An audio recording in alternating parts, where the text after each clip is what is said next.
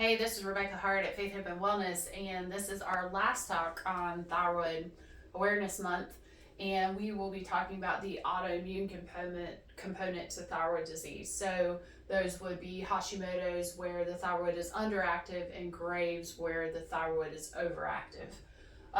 This is an autoimmune condition, so a lot of the times, yes, you're placed on thyroid medicine, and there's inflammation with the thyroid, but it is all due to autoimmunity. So let's say you're taking the thyroid medication and you continue to have one of these issues, the thyroid is going to get worse. And so you may need an increase of your medication. So it's vital with Hashimoto's or Graves to learn what the root cause is so that your thyroid won't continue to be destroyed, because autoimmunity means that your immune system is attacking itself. So your immune system is attacking your thyroid.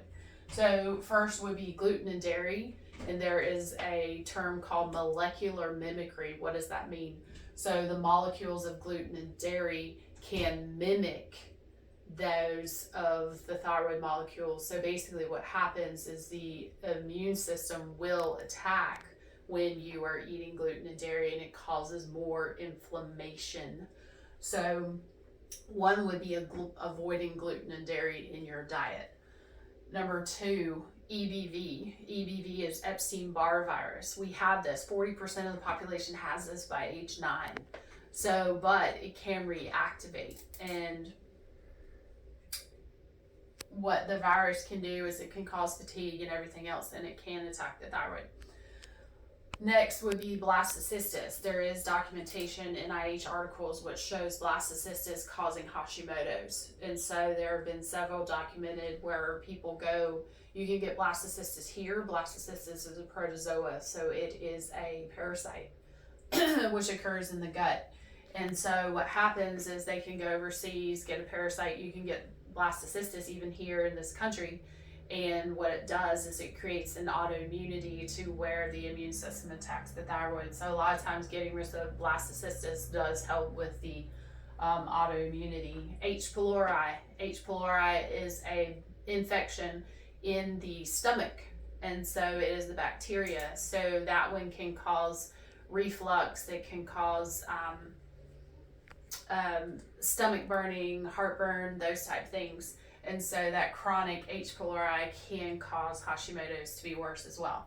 SIBO. SIBO is small intestinal bacterial overgrowth. Again, overgrowth of bacteria or fungus in the small intestine. Again, hypothyroidism, SIBO, those go hand in hand.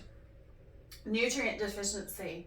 We've talked about this in other ones. Nutrient deficiency such as selenium, zinc, vitamin A, iron.